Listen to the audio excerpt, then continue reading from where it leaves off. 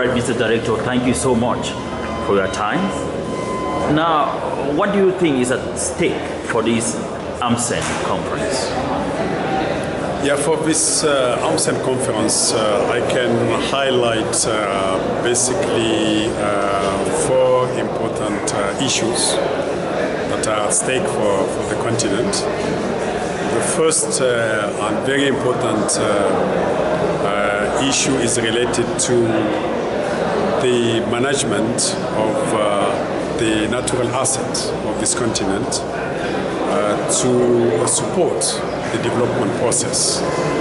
In clear terms, to mobilize financing, in fact, for the development of the continent. So we are going to look at, in concrete terms, this huge capital asset that is available in the continent that can be used now, in fact, to maintain the economic growth and maybe continue to making it robust, but also help to reduce the poverty, because we have not been very successful up to now on the poverty reduction aspect. The second important issue which is at stake is, of course, climate change. We are now at the last phase of the negotiation of climate change, particularly preparing for the COP21 in Paris. So we have to make sure that the continent continues to talk with one voice, and African ministers, and particularly AMCEN, has been the mechanism that spearheaded the continent position with regard to climate change. The third most important concern is related to the illegal trade of wildlife. This is one aspect which has been of great concern to us, because the continent is losing a lot in terms of not only its capital, but we have discovered that it has a huge negative impact on the economic growth. It is even feeding into some of the terrorist network in the continent. So we need, in fact, to find ways to resolve this issue. And the last aspect is that there are a number of important negotiation processes, particularly with regard to the post-2015 agenda that will culminate in September with the United Nations General Assembly, where Africa also has to prepare itself. Now, on climate change, you are aware that the draft text is already available and the agreement will be concluded in Paris this year.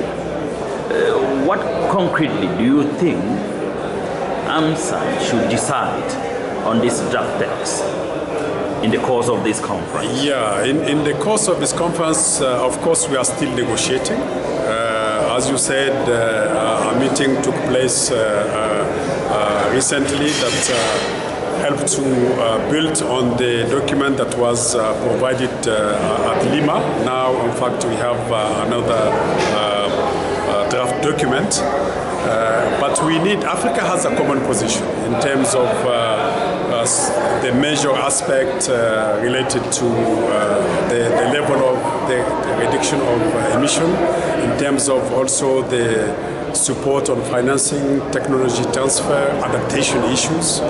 So this will be certainly some of the elements that will be discussed. Particularly this time, AMCEN will discuss the new adaptation gap report that has been prepared.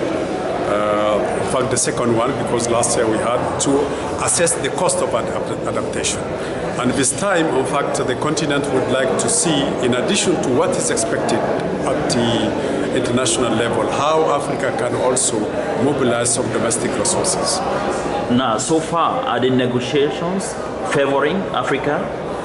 The climate change negotiations? Yeah, I must say it's still tough. It's still tough, and I think, among other things, beyond the contribution in terms of financing, I think the most important thing that African countries are looking at is the level of commitment for emission reduction.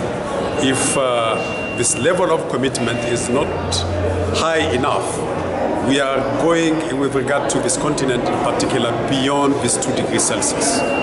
We are already with this 2 degrees Celsius in a situation that will hamper the economic gain of this continent. So if it goes beyond 2 to 3 and 4, we are even expecting 4 if really the trend of the emission continues. So the most important thing for us is to see what is the level of commitment for emission reduction coming from the developed countries. Now, at the end of this conference, what would you consider that has been a major success for this conference? The major success will be first clear decision in terms of what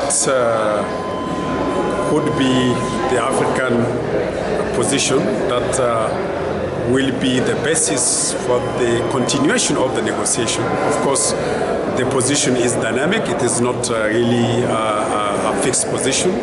So I think this will be one concrete success in terms of organizing better the continent to continue negotiation in this process that will lead up to Paris. The second is to have clarity in terms of how best we are going to use the natural capital for economic growth and reduction of poverty, particularly through concrete regional initiative and investment. And of course also the illegal trade of wildlife. We expect to get clear guidance in terms of how best we can prepare this African conference that will develop a clear strategy to combat this illegal trade.